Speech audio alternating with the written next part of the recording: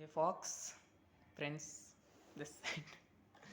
Okay, so today I have a little mental model that I want to share with you. No matter how boring it is, don't say it is bakwas because it's very important and like क्या कहूँ मैं कोई याद नहीं हाँ so it is to learn is to understand is to be transformed. हम कहते हैं कि हमें समझ में आ गया लेकिन कोई चेंज हुआ नहीं है. तो हमारे बहुत सारे फिलोसफर्स मिस्टेक्स इस बात पे आर्ग्यू करते हैं और कहते हैं. इवन साइकोलॉजिस्ट और साइको एनालिस्ट. तो साइकोलॉजिस्ट के बारे में सबको पता है. साइको एनालिस्ट होते हैं जो हमारे ड्रीम्स को सुनते हैं, एनालाइज करते हैं और किसी भी प्रॉब्लम की रूट कॉज तक जाते हैं. डिप्रेशंस वगैरह में डील करते हैं ये बाकी सारी. Okay, so to understand is to be transformed. What do we mean by that? To understand is to be transformed is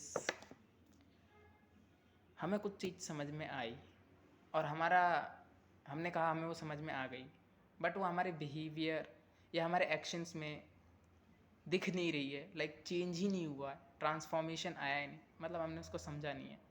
if I से कि किसी की बुराई करने वालों में ठीक है तो एफडी में हमें मिलते हैं 6% रिटर्न. अब मुझे पता चल गया लाइक मैक्सिमम 7% हो गया. कोई बहुत बड़ा धनवान है, पैसे दे दिया उसने बैंक में, किसी बैंक में, ठीक है, 7% मिला एफडी में रिटर्न.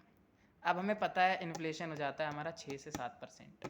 हम कट करेंगे तो हमें पैसा आया 0, बल्कि -1 आया अगर 6% मिल रहा है किसी एफडी में. तो अब ये कोई वे नहीं है कि हम अपने सेविंग्स को लाइक एफडी में रखें और कहीं रखें.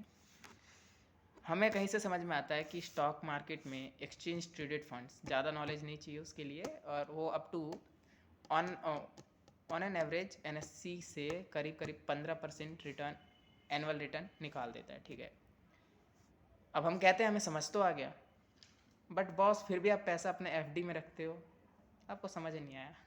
ये केस है.